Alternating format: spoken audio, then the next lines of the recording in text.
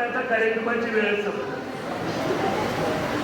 पण थोडा वेळ आपण या निमित्ताने संवाद आणि चर्चा करणार आहोत. या प्रशालेमध्ये मी चौथ्यांदा आलो. कर्मवीर जयंतीचा गेल्या 15 वर्षामधला माझा हा तिसरा कार्यक्रम आहे. त्यामुळं तुमचे जे वडीलधारी भावंड आहेत, कुटुंबामध्ये ज्येष्ठ मंडळी आहेत, त्यांनी यापूर्वी मला ऐकलंय. मी आदरणीय विलास काकांना म्हणालो सुद्धा, काका मी तिसऱ्यांदा कर्मवीर जयंतीला येतो. त्यावेळेला ते म्हणाले दर 5 वर्षांनी मुलं बदलतात, त्यामुळं श्रोता नवीन आहे, त्यांच्यासाठी तुम्ही नवीन आहे. आणि म्हणून आज या निमित्तानं आपल्या सगळ्यांच्या बरोबर संवाद साधत असताना बाहेरच्या बाजूला पावसाची रिपीट सुरू आहे. रस्त्यावरती गेल्यानंतर रोजच्या पेक्षा 4 पटीनं अधिकची वाहन आहे. लागोटीचा पूल बंद आहे आणि त्यामुळे तिकडची सगळी वाहतूक आपल्या गावामधून चालली आहे. आणि म्हणून बाहेर जाऊन आपल्याला पावसात भिजावं लागणार आहे, त्याच्यापेक्षा आज आपण थोडा वेळ शांतपणाने बसू. तसही पोरांना येरे येरे पावसा तुला देतो पैसा हे गाणं फार आवडतं, पण अलीकडच्या काळामध्ये पैसा झाला खोटा आणि पाऊस आला मोठा म्हणण्यापेक्षा पैसा झाला मोठा आणि पाऊस पडला खोटा असं म्हणायची वेळ.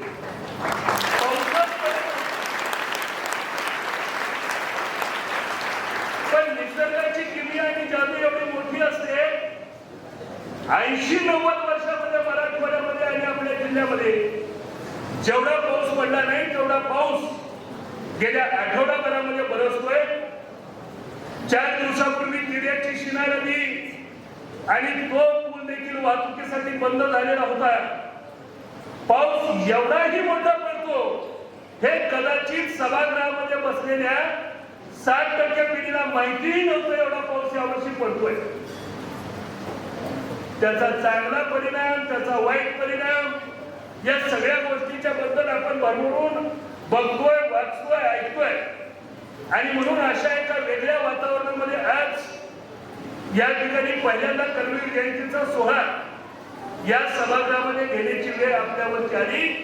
कारण प्रशालेच्या प्रांगणामध्ये हा कार्यक्रम घेणं शक्य नाही याची जाणीव आदरणीय देशमुख सरांना होती आणि म्हणून हा कार्यक्रम या ठिकाणी होतोय. पहिल्यांदा ज्या ज्या विद्यार्थ्यांना बक्षिसं मिळाली, ज्यांनी वेगवेगळ्या स्पर्धा प्रकारामध्ये यश मिळवलं, 10वीला जे विद्यार्थी यशवंत ठरले, 12वीला ज्या विद्यार्थ्यांनी चांगलं यश मिळवलं, त्या सगळ्या विद्यार्थ्यांचं या ठिकाणी मी मनापासून अभिनंदन करतो. हे अभिनंदन करत असताना एका गोष्टीसाठी आवर्जून या प्रशालेचं मी जाहीरपणाने अभिनंदन कौतुक करणार आहे. विद्यार्थ्यांना निबंधामध्ये, वक्तृत्वामध्ये, कथाकथन, रांगोळी आणि मेहंदीमध्ये बक्षीस मिळाली. त्याच्यात दरवर्षी आम्ही कार्यक्रम करतो, अशा विद्यार्थ्यांचं कौतुक करतो. पण या प्रशालेमधल्या विद्यार्थ्यांनी तालुका आणि जिल्ह्याच्या स्तरावरती कुस्तीमध्ये फार मोठी कामगिरी केली आहे. त्याच्यासाठी खूप सारं आपल्या सगळ्यांचं अभिनंदन आहे.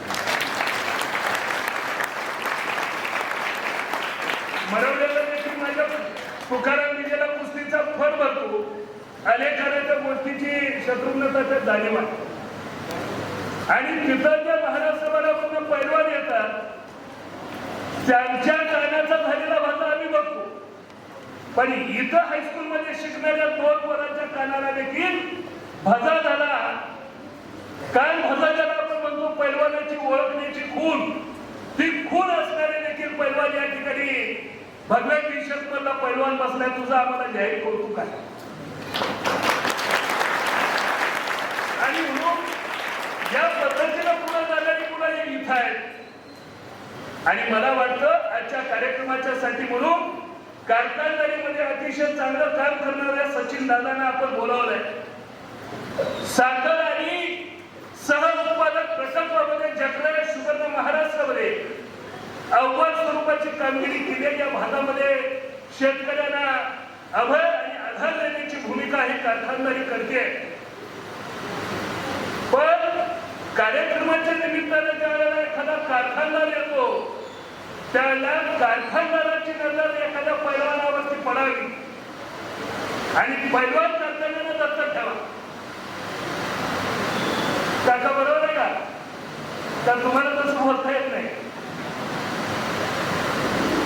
अनेक कारखाने पैलवानांना दत्तक घेतात आणि पैलवान आहे बरं का दामाजीचा, आहे बरं का भीमाचा, तसं कुठं कुठल्या तरी फळामध्ये आहे मला चक्राचा पट्टा असं झालं म्हणू द्या आणि आपल्या कारखान्याच्या माध्यमातून देखील पुढे यावीत अशा पद्धतीची अपेक्षा देखील या प्रशासनाच्या वतीनं या ठिकाणी मी आपल्याला करणार. आणखीन एक विशेष सन्मान झाला आणि तो सन्मान एका विद्यार्थिनीचा होता, माझ्या हस्ते झाला. त्याचं मला विशेष कौतुक आहे. मी कार्यक्रमाच्या अगोदर येण्याच्या अगोदर प्रशासनामध्ये आम्ही गेलो. तिथं रांगोळीचं दालन होतं, विज्ञान प्रदर्शनाचं उद्घाटन झालं आणि त्याच्या बरोबरीनं या प्रशासनाचं जे ग्रंथालय अद्ययावत आहे तिथं असणारं पुस्तकांचा जो चांगला साठा आहे त्याचं देखील प्रदर्शन पवार सरांच्या मार्गदर्शनाखाली तिथं मांडलं गेलेलं होतं. आणि त्या ठिकाणी स्पर्धा परीक्षेची तयारी करण्यासाठी म्हणून या तालुक्याचे नेते विजयराज डोंगरे यांच्या मित्रमंडळाच्या वतीनं दिलेली पुस्तकं आणि प्रशासनाने गेल्या अनेक वर्षापासून जमवलेला ग्रंथसाठा हे सगळं बघितल्यानंतर निश्चितपणे आनंद वाटला. पण दुसऱ्या बाजूला माने साहेब एक मनामध्ये प्रश्न देखील निर्माण झाला की शाळेचं ग्रंथालय एवढं अद्ययावत आहे, चांगली पुस्तकं या ठिकाणी उपलब्ध आहेत, ती चांगल्या रीतीनं त्या ठिकाणी काम करणाऱ्या पवार सरांनी सांभाळले, पण ही वाचणारी मुलं शाळांच्या मध्ये आहेत का? हा प्रश्न व्यवस्थेला अस्वस्थ करणारा प्रश्न आहे. पण इथं एका विद्यार्थिनीला वर्षभरामध्ये सगळ्यात जास्त पुस्तकं वाचली म्हणून तिचा विशेष गौरव झाला. ही अत्यंत अभिमानाची आणि वेगळी गोष्ट आहे. मला असं वाटतं की सभागृहामध्ये असणाऱ्या सगळ्या पोरांनी याच्याबद्दल काहीतरी बोध आणि धडा घेतला पाहिजे. सगळ्याला पैलवान होता येत नाही, सगळ्यांना चांगलं भाषण करता येत नाही, प्रत्येकाला चांगली रांगोळी करता येत नाही, पण कुणाला ना कुणाला काही ना काही देवानं एक नैसर्गिक अशा पद्धतीचा गुण दिलेला असतो आणि या गुणाच्या पलीकडं आपल्याकडे जरी काहीतरी असलं तर अभ्यासाच्या बळावरती, निरंतर वाचनाच्या सवयीच्या बळावरती आपल्याला त्याच्याबद्दल काही ना काही मिळवता येतं. आणि म्हणून त्या विद्यार्थिनीचं अभिनंदन करत असताना तिच्याकडनं आपण वाचनाचा गुण घ्यावा अशा पद्धतीची विनंती करतो. वक्तृत्वाच्या क्षेत्रामध्ये ज्ञानेश्वर माऊली या ठिकाणी पाठीमागे बसलेले अनेक विषयावरती तेही महाराष्ट्रावर अतिशय चांगल्या पद्धतीने व्याख्यान देतात. पण मित्रांनो, वाचनाच्यासाठी जी बैठक लागते ती बैठक अलीकडच्या काळामध्ये कमी होते, ही खऱ्या अर्थानं खंत आहे. आणि म्हणून डॉक्टर बाबासाहेब आंबेडकरांच्या जीवनामधला एक छोटा प्रसंग सांगतो आणि पुढे मी बोलायला सुरुवात करू. डॉक्टर बाबासाहेब आंबेडकर यांनी भारताला संविधान दिलं. भारतीय राज्यघटनेचे शिल्पकार असं त्यांना म्हणतो. हे संविधान आपण कधी स्वीकारलेलं आहे? कोण सांगतं मला तारीख? तारीख कोण सांगते? हा, उभा राहा चष्मा, उभा राहा. संविधान आम्ही स्वीकारलं कधी किंवा अंमलामध्ये कधीपासून आलं? कोण सांगते मोठ्यानी? भारतीय प्रजासत्ताक आम्ही कधी स्वीकारलं? हा, भारतीय प्रजासत्ताकाचा अंमल कधी झाला? 26 जानेवारीला 26 जानेवारी 1950 पासून आपण त्याचा अंमल एका अर्थाने केला असं आपण मान्य करतो. बाबासाहेबांचा जन्म कोण सांगते मला? मी एकतर्फी बोलणार नाही, बोलला तर तुम्ही भाषण मला करू देत नाही, मला माहिती आहे. बाबासाहेबांचा जन्म कोण सांगते? तारीख हा हा सांग. 14 एप्रिल वर्ष हा वर्ष चुकतंय, वर्ष चुकतंय. कोण सांगतंय? हा टाळ्या जायच्यासाठी 14 एप्रिल 1891 ला डॉक्टर बाबासाहेब आंबेडकर यांचा जन्म झाला. आपल्याला माहिती आहे एका दलित कुटुंबामध्ये जन्माला आलेला हा मुलगा बौद्धिक हुशारीच्या बळावरती शिक्षकांचं लक्ष वेधलं, समाजामधल्या अनेक दानशूर मंडळींनी मदत केली. राजर्षी शाहू महाराज, बडोद्याचे साहेबराव गायकवाड महाराज यांनी शिष्यवृत्तीच्यासाठी मदत केली आणि विलायतेमध्ये जाऊन डॉक्टर बाबासाहेब आंबेडकरांनी वेगवेगळ्या विद्यापीठामधल्या अनेक स्वरूपाच्या पदव्या धारण केल्या. आमचा देश स्वतंत्र झाला. देश स्वतंत्र झाल्याची तारीख तू सांगता येईल? देश कधी आमचा स्वतंत्र झाला? सोपा प्रश्न विचारलाय, तुझं लक्ष नाही म्हणून विचारलाय. हा 15 ऑगस्ट 1947 बरोबर आहे. 15 ऑगस्ट बरोबर आहे. आणि आमच्या देश इंग्रजांच्या मगरपेटीतून मुक्त झाल्यानंतर या देशामध्ये आपल्या देशामधलं सरकार अस्तित्वात आलं. या देशाचे पहिले पंतप्रधान कोण? पंडित जवाहरलाल. आणि त्यांच्या मंत्रिमंडळामध्ये पहिले कायदा मंत्री म्हणून डॉक्टर बाबासाहेब आंबेडकर यांची निवड झाली. एक दिवस हे भारताचे कायदा मंत्री दिल्लीमध्ये आपल्या बंगल्यामध्ये अभ्यासाला बसलेले आहेत. रात्री 11ची वेळ आहे आणि रात्री 11च्या वेळेला जेवणाची वेळ टळून गेली आहे. हे ज्या वेळेला लक्षात आलं त्यावेळेला त्यांचा सहाय्यक बाबासाहेबांच्या अभ्यासिकेपर्यंत जेवणाचं ताट जवळ घेऊन आला आणि जेवणाचं ताट टेबलवरती मांडल्यानंतर तो असं म्हणाला, साहेब रात्रीच्या 11 वाजले, जेवणाची वेळ टळून गेली आहे, जेवण पुढ्यामध्ये वाढलंय, कृपा करा आणि जेवण करून घ्या. बाबासाहेबांनी एकदा सेवकाकडे बघितलं, दुसऱ्यांदा त्यांची नजर त्या ताटावरती पडली आणि ते म्हणाले, ठीक आहे मी जेवण करतो, पण एक कर, वेळ बराच झालाय, तू घरी जा. सकाळी लवकर आपल्याला लखनौच्या दौऱ्यावरती जायचं आहे. 8:30 वाजता लखनौ मध्ये पोहोचायचं आहे, तू 5:30 ला इथं परत ये. सेवकानं परवानगी घेतली आणि तो सेवक आपल्या मुक्कामाच्या घरी निघून गेला. रात्र सरली, पहाट झाली, कोंबडं आरवलं आणि त्या सेवकानं आपला प्रातर्विधी आटोपून बाबासाहेबांनी दिलेल्या वेळेमध्ये बंगल्याच्या बाहेरच्या बाजूला येऊन पोहोचला. 5:25 अवधी कदाचित झाला असेल. त्याला हे ठाऊक होतं की बाबासाहेब ज्या वेळेला बंगल्यामध्ये वास्तव्याला असतात, पहाटेच्या वेळेला बंगल्याच्या परिसरामध्ये असणाऱ्या फुलझाडीला पाणी घालण्याचं काम ते करतात. ती वेळही त्याला ठाऊक होती आणि म्हणून बंगल्याच्या बाहेरून येताना साहेब कुठल्या तरी झाडाच्या जवळ पाणी घालत असतील असं त्याला वाटलं आणि तो मोठ्याने साहेब असा पुकार करत आज त्या बाजूला येत होता.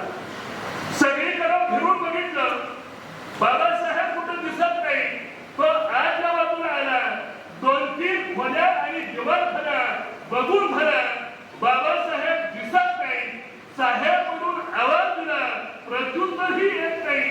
हे ज्यावेळेला त्याच्या लक्षात आलं त्यावेळेला त्याच्या डोक्यामध्ये ट्यूब पेटली आणि त्याला जाणवलं की रात्री साहेब अभ्यासिकेमध्ये खंड ग्रंथ घेऊन अभ्यासाला बसलेले होते आणि म्हणून त्याची पावलं त्या रूमच्या दिशेने वळली आणि त्या दिशेने गेल्याबरोबर अभ्यासिकेमध्ये डोकावला आणि बघतोय तर काय, बाबासाहेब रात्रीच्या स्थितीमध्ये अभ्यासाला खंड ग्रंथ घेऊन बसलेले होते, तसंच आता हे अभ्यास करतायत आणि जवळ जाऊन बघतोय तर काय जेवणाचं ताट पुढ्यामध्ये टेबलवर तसंच मांडलेलं आहे. आपल्याला असं होतं काय परम आता इथं तुम्ही बोलताय गुरुजी खरं आहे, पण आमचं लक्ष पलीकडे गॅसवर ठेवलेल्या पातेल्याकडे आहे आणि तिथं जी कुणी धडपडताय त्यांनी तिकडून आम्हाला इशारा केलाय भात पाहिजे तयार आहे. घरी गेल्याबरोबर काय वाटतं रे, पाऊस पडायला लागलाय, बाहेर पाऊस पडतोय. स्टेजवरती बसलेल्या मंडळींना असं वाटतं बाहेर पाऊस पडत असताना बायकोनं बापाला गरम गरम चहाचा कप आपल्या हातामध्ये ठेवावा असं इथं बसलेल्या मंडळींना वाटतं.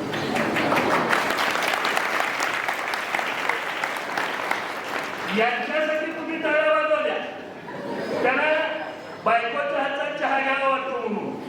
पोरांच्या टाळ्या थोडा सचिनदादा जात आहे, त्यांना तिथे आपलं लग्न होतंय का.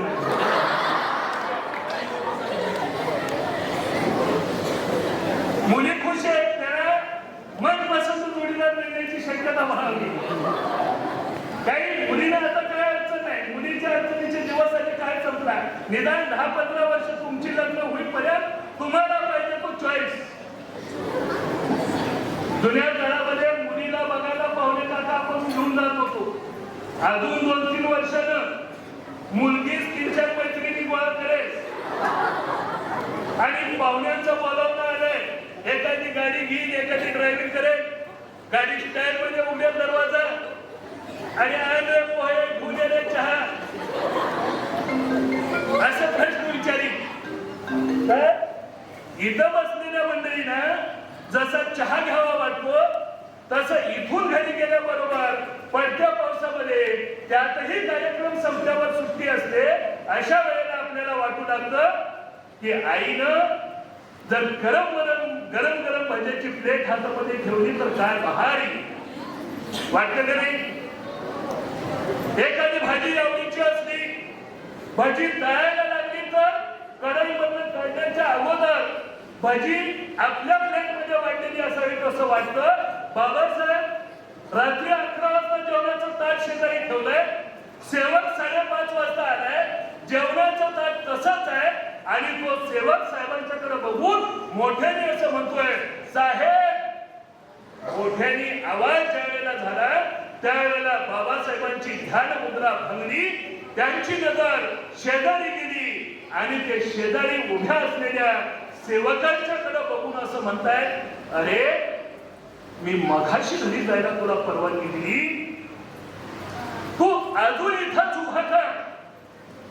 त्यावेळेला तो सेवक असं म्हणाला, साहेब रात्री 11 वाजता तुम्ही मला घरी जायची परवानगी दिली, मी घरी गेलो, जेवण केलं, झोप घेतली, प्रातर्विधी आटोपला, लखनौला जाण्याची वेळ तुम्ही जी दिली त्या वेळेवरती आलो, 5:30 वाजलेले आणि हे काय जेवणाचं ताट पुण्यामध्ये अजून असंच.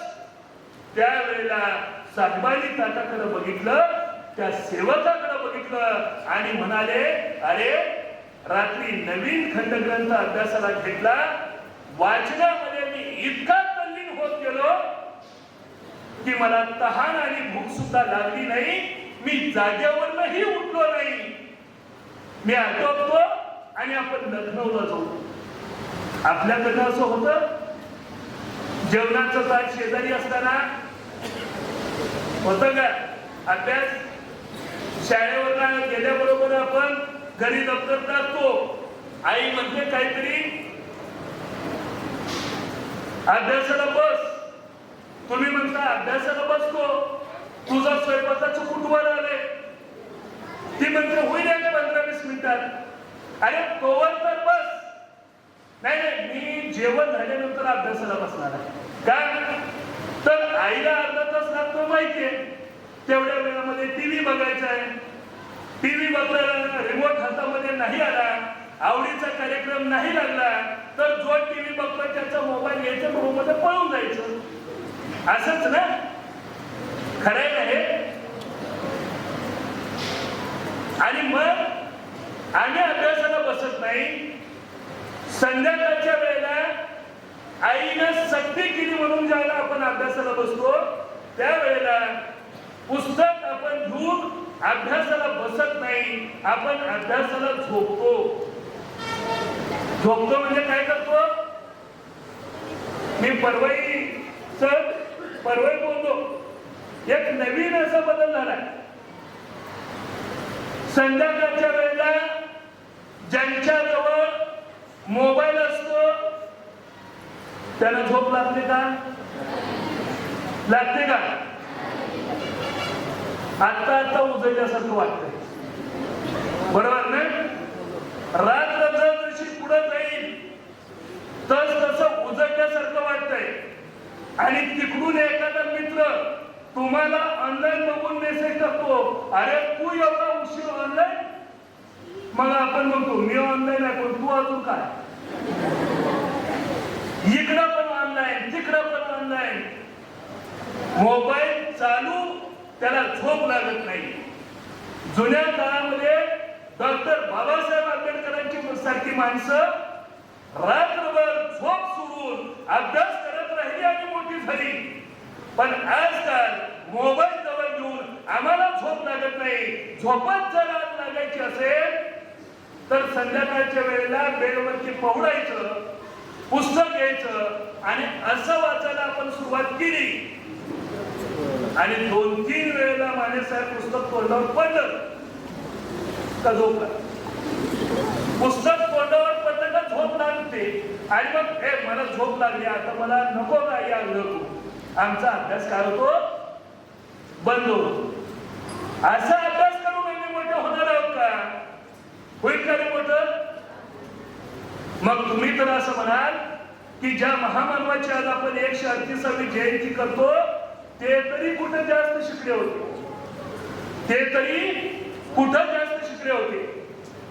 डॉक्टर कर्मवीर भाऊराव पाटलांचा जन्म 22 सप्टेंबर 1887 ला झाला आणि वडील सरकारी नोकरीमध्ये काम करत होते. वेगवेगळ्या ठिकाणी बजा होत होत्या, शिक्षणामध्ये खंड पडत होता आणि म्हणून त्या शिक्षण अर्जावरती पडता उपयोगाचं नाही म्हणून कोल्हापूर संस्थानामध्ये त्यांच्या शिक्षणाची सोय केली गेली. त्या कालखंडामध्ये कोल्हापूरमध्ये सगळ्या जाती धर्माची मुलं एका बोर्डिंग मध्ये त्या काळामध्ये राहू शकत नव्हती. असा तो काळ होता आणि मग जैन बोर्डिंग मध्ये कर्मवीर भाऊराव पाटलांचं वास्तव्य झालं. तिथं रेक्टर बरोबर काही वाद झाले. वसतिगृहाचे जे नियम होते तिथं असणाऱ्या जातीपातीच्या आणि कर्मठ रूढी परंपरेच्या ज्या गोष्टी होत्या त्याला कर्मवीर अण्णांनी विरोध केला आणि त्यांची गच्छंती थेट राजर्षी शाहू महाराजांच्या वाड्यामध्ये झाली.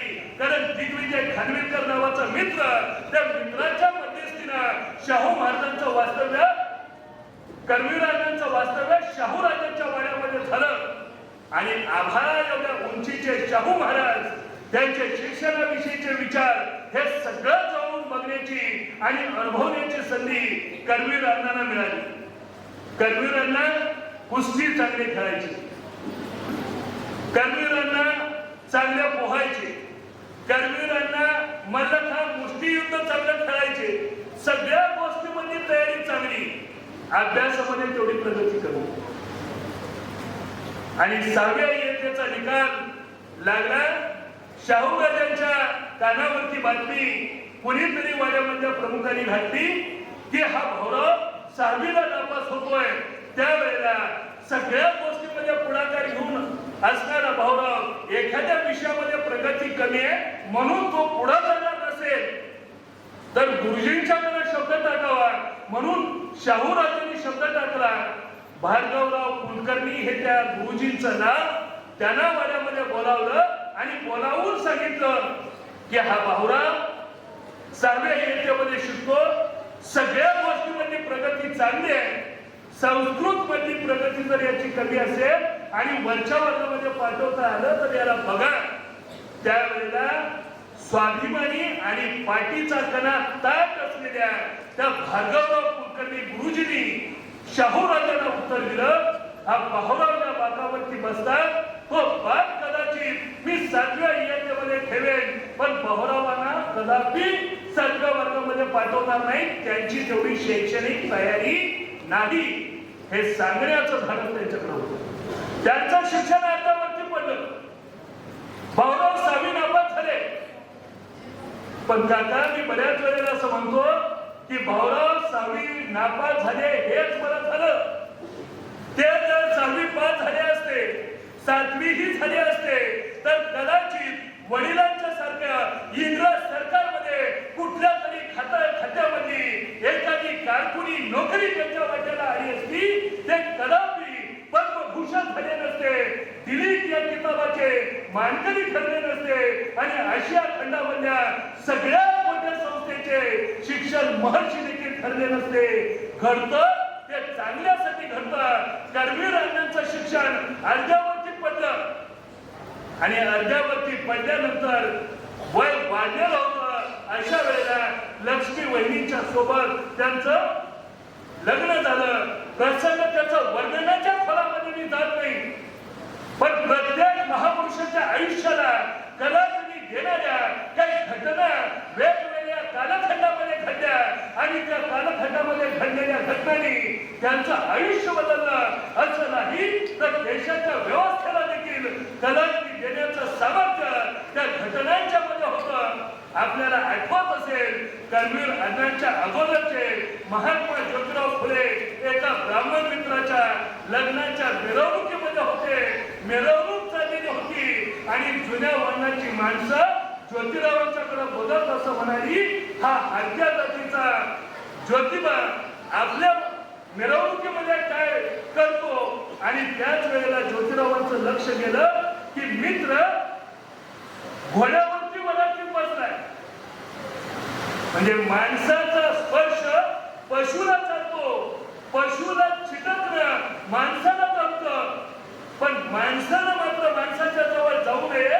हा जो कालखंड होता त्या वरातीमधनं बाहेर पडलेल्या ज्योतिराव फुल्यांनी सत्यशोधक समाजाची स्थापना केली आणि या देशामधली मुलींच्या शिक्षणाची पहिली शाळा काढली. त्यांच्या आयुष्याला कलाटणी या छोट्या प्रसंगामधून घडली. महात्मा गांधीजींनी सत्याचे प्रयोग नावाचं पुस्तक वाचलं, त्यांच्याही जीवनाला कलाटणी मिळाली. प्रत्येकाच्या जीवनामध्ये एखादा प्रसंग दिशा देण्याचा प्रयत्न करतो. शाहू राजांच्या जीवनामध्ये राज्याभिषेकाच्या वेळेला जे मंत्र उच्चारले गेले त्या मंत्रांमधनं त्यांच्या मनाला ठेच पोहोचली आणि संपूर्ण देशामध्ये मुलींच्या शिक्षणासाठी किंबहुना शिक्षणाच्या सार्वत्रिकीकरणाचा कायदा करणारं या देशामधलं पहिलं संस्थान कुठलं ठरलं तर ते कोल्हापूर संस्थान होतं. आणि म्हणून त्यांच्या जीवनामध्ये जसे प्रसंग घडले तसं आमच्या अण्णांच्याही जीवनामध्ये प्रसंग घडला. कोरेगावमध्ये एका दिवशी संध्याकाळी पाहुणे निवासी आलेले आहेत. जेवणाची पंगत बसलेली आहे आणि जेवणाच्या पंक्तीमध्ये नववधू असलेल्या लक्ष्मी वहिनी आलेल्या पाहुण्यांना जेवणाचं ताट वाढतायत. जेवण चाललेलं आहे. कुणाला काय हवं, कुणाला काय नको या सगळ्या गोष्टीची काळजी लक्ष्मी वहिनी घेत आहेत. आणि अशा वेळेला त्या पंक्तीमध्ये बसलेल्या पाहुण्यांनी भाऊरावांच्या वडिलांना पायगोंडा पाटलांना प्रश्न विचारला, भाऊराव काम धंदा काय करतात. त्यावेळेला वडील उद्विग्नपणाने म्हणाले, हा फक्त 2 वेळचं घरामधलं आयतं खातो आणि गावभर हिंडतो, याच्यापेक्षा वेगळं काही करत नाही. सगळ्या पंक्तीमधल्या लोकांच्या समोर आपल्या सासरे बुवानी आपल्या घरधन्याचा पतीचा केलेला अपमान लक्ष्मीबाई वहिनीच्या जिव्हारी लागला. त्यांच्या डोळ्यामधनं अश्रू वाहायला लागली. 2 थेंब भाऊरावांच्या ताटाच्या जवळ पडले आणि ते थेंब आणि लक्ष्मीबाईचा चेहरा बघितल्यानंतर जेवण अर्ध्यावरती टाकून हात न धुता पाणी न पिता अनवाणी पायानिशी कोरेगाव पासून साताऱ्यापर्यंत करवीर अण्णा चालत गेले आणि मनामध्ये निर्धार ठरवला, मी काहीतरी करून दाखवीन. आणि विद्यार्थी मित्रांनो, साताऱ्यामध्ये गेल्यानंतर इंग्रज सरकारमधल्या वेगवेगळ्या अधिकाऱ्यांच्यासाठी शिकवण्या घेता 2 रुपये प्रपंचाला मदत करता मी ज्या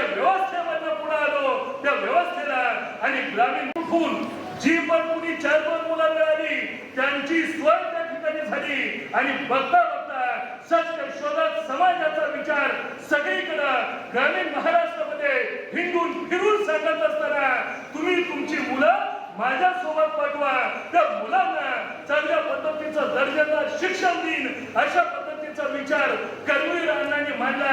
आणि हे सगळं करता करता ग्रामीण महाराष्ट्रामधल्या खेड्यापाड्यामधल्या 11 पगड जाती जमातीची आणि झोपडपट्टीमधली गोरगरिबांची मुलं साताऱ्याच्या त्या उजाड माळा रानावरती येऊन विसावायला लागली.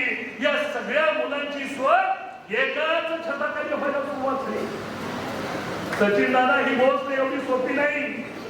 ज्यांच्याकडे कोल्हापूरचा संस्थान होतं, जे कोल्हापूरचे छत्रपती होते, त्या शाहू महाराजांना देखील त्यावेळेच्या जातीय व्यवस्थेच्या पुढे 2 पावलं पाठीमागे घ्यावं लागलेलं होतं. आणि म्हणून कोल्हापूरमध्ये शाहू महाराजांनी वेगवेगळ्या जातीचे बोर्डिंग काढलेले होते. मराठा बोर्डिंग वेगळं, लिंगायत बोर्डिंग वेगळं, जैन बोर्डिंग वेगळं, दलितांच्या मुलांच्यासाठी बोर्डिंग वेगळं. पण साताऱ्याच्या त्या महाराणावरती 11 पगड जाती जमातीच्या सगळ्या मुलांना एका छताखाली आणण्यामध्ये आणि एका चुलीवरती शिजणाऱ्या स्वयंपाकावरती सगळ्यांची गुजराण होईल अशा पद्धतीची व्यवस्था कर्मवीर अण्णांनी केली. आणि ही गोष्ट या देशाचे राष्ट्रपिता महात्मा गांधीजी यांच्याही कानावरती साताऱ्याला त्यांचा दौरा होता. आणि त्या दौऱ्यावरती कळालं की भाऊराव पाटील नावाचा कुणीतरी तरुण गोरगरिबांच्या मुलांच्यासाठी तो काहीतरी सोय करतोय, मुलांच्यासाठी वसतिगृह उभारलंय. आणि मग त्या वसतिगृहाला भेट देण्यासाठी राष्ट्रपिता महात्मा गांधीजी 1927 साली साताऱ्यामध्ये पोहोचले.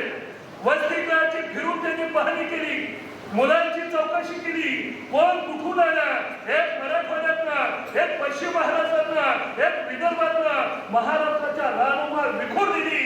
ही गोरगरिबांची रत्न एका छताखाली आलेली बघितल्यानंतर त्यांना समाधान वाटलं. आणि ज्या वेळेला 1 नंबर रजिस्टर मध्ये सगळ्यांच्या नोंदी पुढे प्रत्येकाच्या जातीचा उल्लेख हा वेगवेगळा होता, हे ज्या वेळेला राष्ट्रपितेच्या लक्षात आलं त्याला कर्मवीर अण्णांना त्यांनी जवळ बोलवलं, पाठीवरती कौतुकाने थाप टाकली आणि म्हणाले, भाऊराव, साबरमतीच्या आश्रमामध्ये सगळ्या जाती धर्माच्या मुलांना आणि माणसांना एकत्र करण्याचा प्रयोग मी अनेक वेळेला करून बघितला.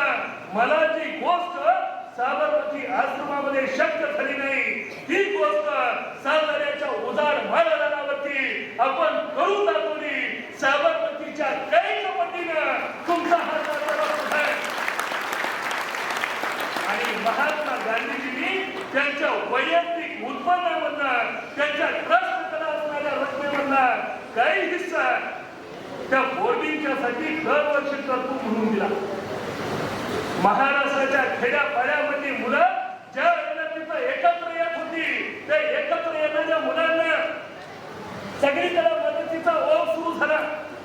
दादा, आपल्याला कदाचित ठाऊक नसेल, हे कुरुलचं आपलं हायस्कूल, हे हायस्कूल त्या काळामध्ये जुन्या पिढीमध्ये अनेक मंडळींनी आपली शेतीवाडी त्या ठिकाणी बहाल केली.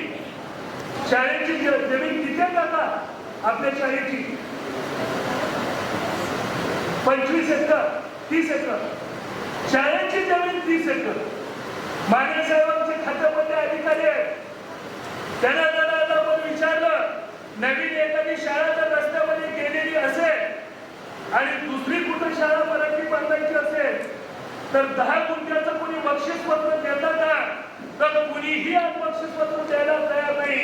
त्या कालखंडामध्ये एकट्या कुरूरमध्ये 30 एकर जमीन असणं शाळेची, एवढं मोठं दानधर्म करणारं हे गाव आहे. आणि म्हणून या गावामधल्या त्या काळामधल्या वडील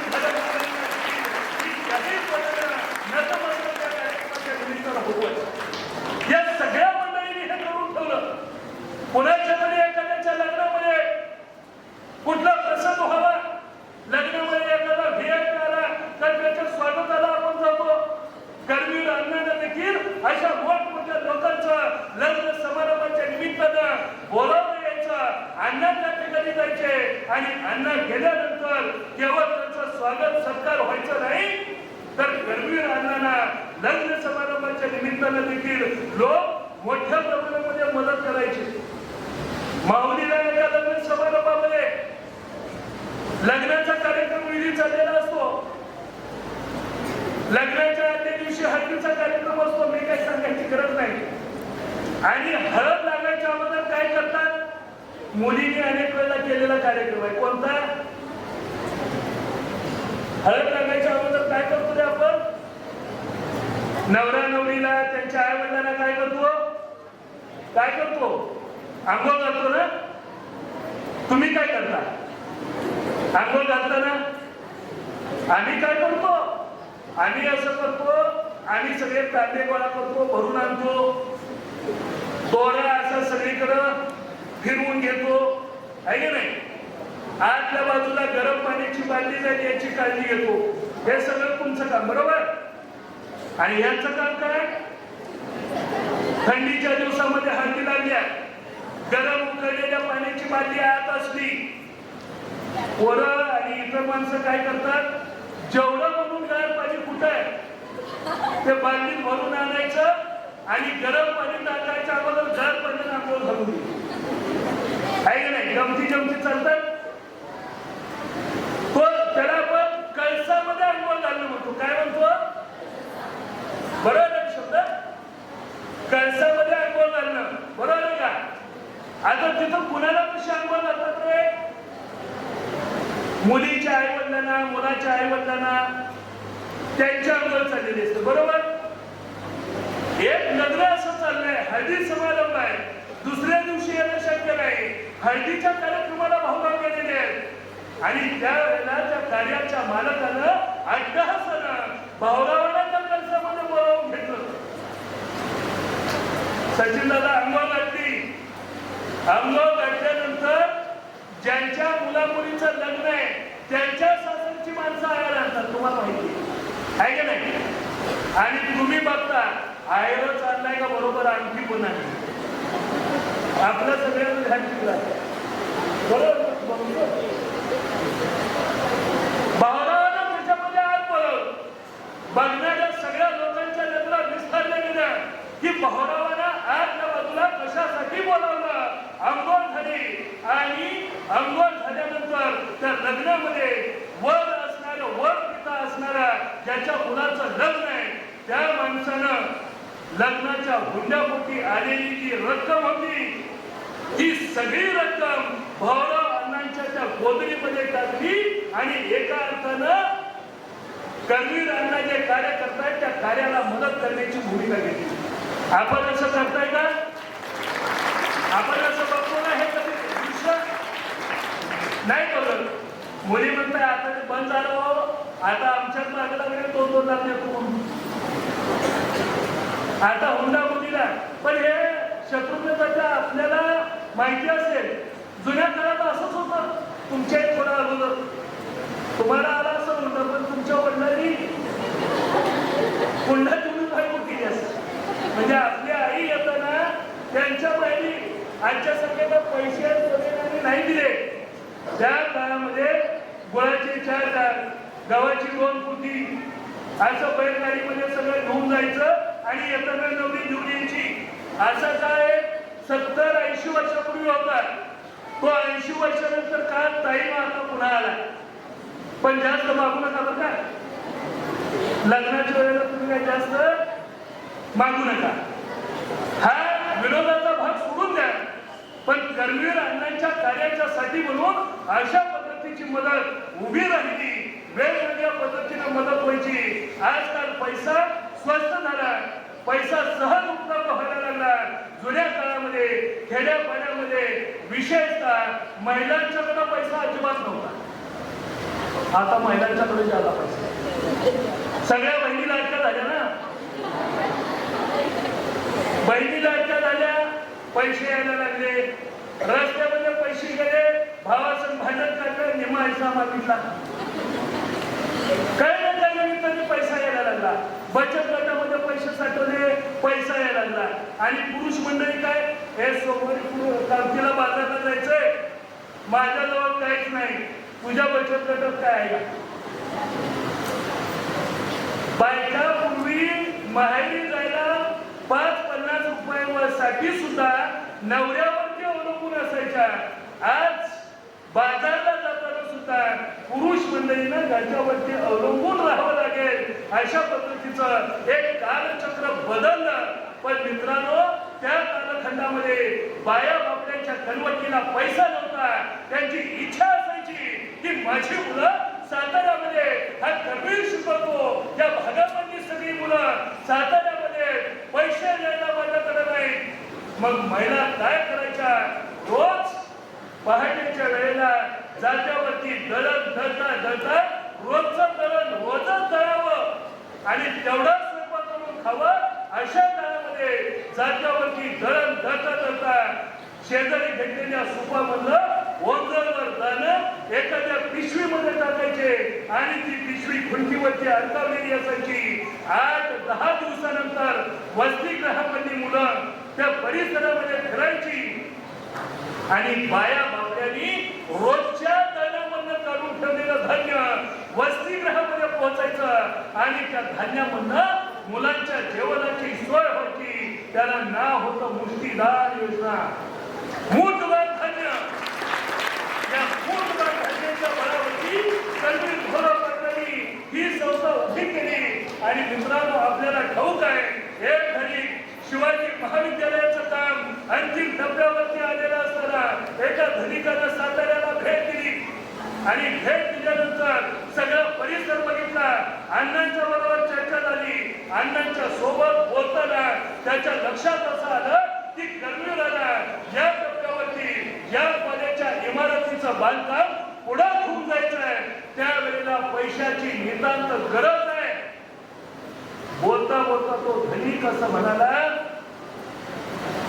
तुम्हाला या इमारतीसाठी कमी पडणारी जेवढी पण म्हणून रक्कम आहे त्या रकमेचा कोरा चेक मी तुम्हाला द्यायला तयार आहे. अट फक्त एकच आहे, या महाविद्यालयाला माझं नाव तुम्ही द्या. कर्मवीरांना जागेवरनं दार उठून उभे राहिले. त्या धनिकाच्या नजरेला नजर फिरवली आणि कर्मवीरांना असं म्हणाले, एक वेळ मी माझ्या जन्मदात्या पित्याचं नाव बदलेल, पण या महाविद्यालयाला दिलेलं छत्रपती शिवाजी राजांचं नाव कदापि बदलणार नाही. हे निश्चित सांगणारे कर्मवीरांना होते. पैसे हवे, पैशाची गरज आहे म्हणून कुणीही पैसा देईल आणि त्याच्या इशाऱ्यावरती चालवणारी ही संस्था नव्हती. आज सचिन दादा शिक्षण क्षेत्रामध्ये हे नेमकं चाललंय. आमच्या खात्यामध्ये अधिकारी इथं आहेत. शासनाचा विचार करतोय, काही शाळा वेगवेगळ्या उद्योग समूहांना आपण द्यायच्या चालवायला द्यायच्या आणि त्यांना त्यांच्या नाव देऊ दे, नाहीतर काय करायचं ते करू दे. या धोरणावरती शासन आलंय. एका बाजूला मिळणारी मदत नाकारणारे कर्मवीर आणि कर्मवीरांच्या पश्चात 100 वर्षाच्या कालावधीमध्ये शाळा उद्योग समूहांना विकण्याची धोरणं शासन कर्त्यांची होत आहेत. गोरगरीब आणि बहुजन समाजाचं शिक्षण ते वाचवणं ही आज पुन्हा एकदा नव्यानं गरज निर्माण झालेली आहे. शाहू फुले, आंबेडकर, कर्मवीर या सगळ्या महापुरुषांनी त्यांच्या कालखंडामध्ये एक गोष्ट केली. ती गोष्ट अतिशय महत्वाची म्हणजे शिक्षणाच्या क्षेत्रामध्ये जी दरी होती, 2 पद्धतीची दरी होती. एक जातीय दरी होती, शिक्षण ही मूठभर वर्गाची मक्तेदारी होती आणि दुसरं म्हणजे समाजाची जी 2 चाक आहेत त्याच्यामध्ये मुलींनी आणि महिलांनी शिक्षण घेऊ नये असं मानणारा तो काळ होता. अशा कालखंडामध्ये या सगळ्या महापुरुषांनी जातीभेदाची आणि लिंगभेदाची दरी पूर्णपणे मिटवली आणि शिक्षणाचं सार्वत्रिकीकरण झालं. आज हे कालचक्र पुन्हा उलट्या दिशेने विकास येत आहे. जातीभेदाची आणि लिंगभेदाची दरी गळून पडली याचं समाधान निश्चितपणे नाही. पण दुसरी दरी देशमुख सर आम्हाला अस्वस्थ करते. ती दरी अशा पद्धतीची आहे, ज्याच्या करवटीला पैसा आहे, ज्याच्या खिशामध्ये पैसा आहे, त्या मंडळींनी कुठल्याही खाजगी शाळेमध्ये मुलं पाठवावी, त्याच्यासाठी पैसे मोजावेत, तिथं त्यांना शिक्षण मिळावं आणि गोरगरिबाचं शिक्षण बंद पडावं या धोरणावरती आज वाटचाल होते आहे. आणि म्हणून मागासल्या वर्गाचं शिक्षण वाचवणं ही तुमची माझी सगळ्यांची जबाबदारी आहे आणि त्या दृष्टिकोनामधनं प्रयत्न करणं ही खऱ्या अर्थानं कर्मवीरांना श्रद्धांजली ठरणार आहे. आज जर आपण असं बघितलं सगळ्या क्षेत्रामध्ये मुली पुढे येत आहेत. इथं निकाल जरी बघितला आपण 10वीचा 12वीचा तर निकालामध्ये मुलींची सरशी मुलांनी अभ्यास केला नाही असं झालं का रे? करताय का? करताय. नंबर कुणाचे येतात? नंबर कुणाचे येतात? येऊ दे आमचा अभिमान. टाळ्या वाजवून तुमचा येतात. चांगली गोष्ट आहे. माझी या निमित्तानं आपल्या सर्व विद्यार्थ्यांना एक विनंती आहे, अभ्यासाला दुसरा पर्याय असं नाही. तुम्ही अभ्यास केला पाहिजे. काही मुलं असं म्हणतात की आम्ही अभ्यास करतो पण जेवढा वेळ शांत राहून अभ्यास करायला पाहिजे तसं वातावरण घरामध्ये नाही. किंबहुना घरामध्ये टीव्ही आहे, घरामध्ये मोबाईल आहे, या सगळ्या गोष्टींचा परिणाम होतोय. पण एक गोष्ट मुलांना आपण लक्षात घ्या, किंबहुना पालक पुढे आणि स्टेजवरती आहेत. आपण सगळ्यांनी मिळून एका गोष्टीचं आत्मचिंतन केलं पाहिजे. टीव्हीच्या रुपेरी पडद्यावरती आणि हातामध्ये असलेल्या मोबाईलवरती मुलं नेमकं काय बघतायत याच्याकडे आमचं लक्ष नाही. जुन्या काळामध्ये यात्रा असायच्या काका. यात्रा नियम काय होता?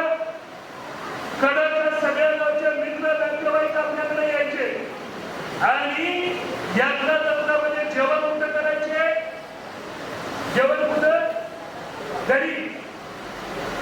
आणि यात्रेला आलेला तमाशा ऑर्केस्ट्रा चित्रपट कुठं? पाहुणे कुठं? बाहेर गावामध्ये. आता काय आहे सचिन दादा? आठवड्यात 4 दिवस घरामधनं बायका यांना सगळ्यांना फोन करतात. काय आज जेवायला घरी आहे? अगोदर विचारायचं, आता विचारायचं पण बंद केलं. का बंद केलं आपल्या? तर 4 दिवस घरी जेवायला येत नाही माहिती आहे की बाबा एका दिवशी यायला लागले तरी सुद्धा सकाळीच कधी चिंताना 2-4 चपातीची द्यायला ती माहिती आणि भाजी एक केली म्हणजे संपलं. हे तर बाहेर घेऊन येतात. म्हणजे काळ बदलला. माणसं पूर्वी घरामध्ये समाधानानं जेवण करायची आणि करमणुकीसाठी बाहेर जायची. आज माणसं बाहेर जेवण करतात आणि करमणुकीसाठी घराच्या पडद्यासमोर टीव्हीवरच्या पडद्यासमोर येऊन बसतात. अशा पद्धतीनं काळ एका बाजूला बदलतोय आणि काळ बदलत असताना मला या निमित्तानं सांगायचं आहे की आज एखादा चित्रपट जर बघायचं ठरवलं आणि रिमोट जर या नव्या पिढीच्या हातामध्ये असला, कौटुंबिक संगीताचा चालण्या जाण्याचा एखादा चित्रपट टीव्हीवरती पोरं लावतील ना, सगळ्या यांचे चित्रपट ऍक्शन मध्ये आहेत. तामिळ चित्रपट, तेलुगू चित्रपट, डबिंग हिंदी, तर अतिरंजक स्वरूपाच्या हाणामाऱ्या चित्र दाखवले जातात. तुम्ही आम्ही सगळ्यांनी ज्याला चित्रपट बघितले आठवून बघा. एखादा चित्रपट गावामध्ये पडद्यावरती जर आपण बघायला गेलो आणि त्या पडद्यावरती नायिकेची छेड चालण्याचा प्रसंग असला तर आपण डोळे झाकून घ्यायचो. नायक मार खात असेल आणि खलनायक त्याच्यावर हवी झालेला असेल, नायक मार खायला लागला तर आपल्याला त्याचा किंचाळा ऐकू वाटत होतं. आपण कान बंद करत होतो. लेख 40 सासरला चित्रपट आजी लेख 40 सासरला बघितलाय ना, आणि मायाची साडी तिथं 4ला बघितली. पोरींचं लक्ष सगळ्या मॅडम आणि सगळ्या महिलांच्याकडे आज नवरात्राला बहुतेक हिरवा रंग येतो. त्यांना हिरव्या रंगाचं अलाउड केलं ना, आम्हाला मात्र कन्व्हेन्शन द्यायला सांगितलं.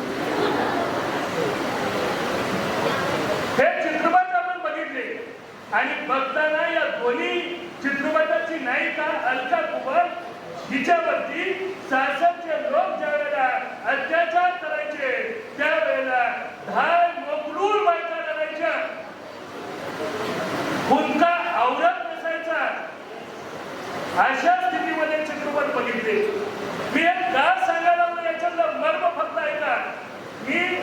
भाषणाच्या उत्तराला शेवटाकडे जातोय.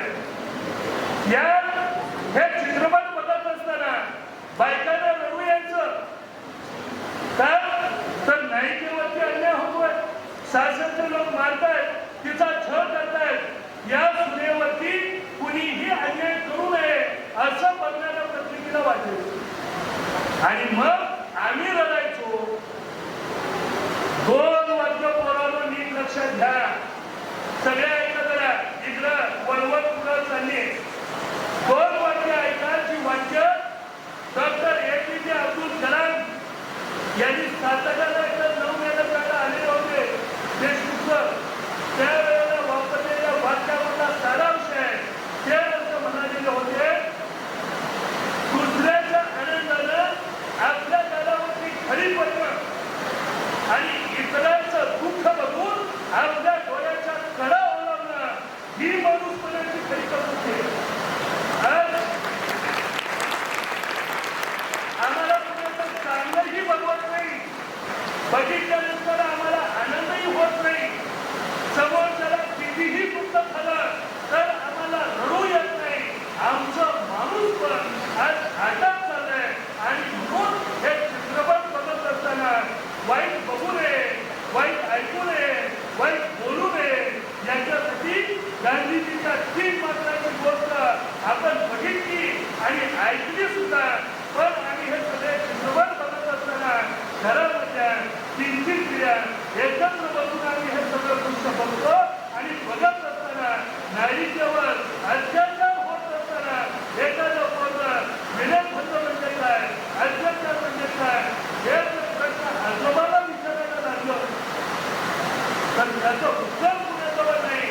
पण त्या पोराला हे बघू नये असं न वाटणे इतके आम्ही वर्ग कधी झालो, हा प्रश्न आम्हाला अस्वस्थ करतोय. आणि म्हणून अशा सगळ्या वातावरणामध्ये मी कितीही नेत्यांना बोललो तर माणसाचा हा आवाज आहे, निसर्गाचा वरचा आवाज माझ्याकडे. त्यामुळं आता पडल्या जास्त आवाजामध्ये पावसामध्ये अधिक वेळ बोलणं उचित होत नाही. पण मुलांनो, उद्याच्या काळामध्ये शिक्षणाचं अंतिम ध्येय हे चांगला माणूस घडवणं आहे. आणि म्हणून चांगला माणूस घडवण्यासाठी कर्मवीर अण्णांनी कमवा आणि शिका, स्वावलंबी शिक्षण हे जे मंत्र दिलेले आहेत, क्रमप्रतिष्ठेचा जो अंगीकार अण्णांनी सांगितला आहे, त्या सगळ्या गोष्टी आपण आत्मसात कराव्यात. हे घेऊन उद्याच्या काळामध्ये आपलं उज्ज्वल भविष्य घडवावं. हे भविष्य घडवण्यासाठी या प्रशालेमध्ये शिकवणारे माझे सगळे सरकारी शिक्षक आपल्यावरती उत्तम संस्कार करतायत. हे संस्कार घेऊन उद्याच्या जगामध्ये आपण उंच उंच झेपावा. सारा आकाश कव्यामध्ये घ्या, पण हे घेताना परतीचे वेळ या गाव पांढरीकडं आणि आपल्या घराच्या उन्मत्याकडं आपले सदैव असले पाहिजे. त्या धक्क्यातून पिणू उडावे, घेऊन दिव्य शक्ती, आकांक्षाचे पंख लावोत, पण उन्मत्यावर भक्ती. उद्याच्या काळात तुम्ही कितीही मोठे झाला तर इथल्या गाव पांढरीला, इथल्या माणसाला, इथल्या शाळेला आणि संस्काराला विसरू नका. एवढीच अपेक्षा या निमित्तानं व्यक्त करतो. कर्मवीर अण्णांना 138व्या जयंतीच्या निमित्तानं विनम्र अभिवादन करतो. संयोजकांनी या ठिकाणी बोलावलं आणि बोलण्याची संधी दिली, त्यांनाही मनापासून धन्यवाद देतो. धन्यवाद पवार गुरुजी. एखाद्या व्यक्तीची खरी ओळख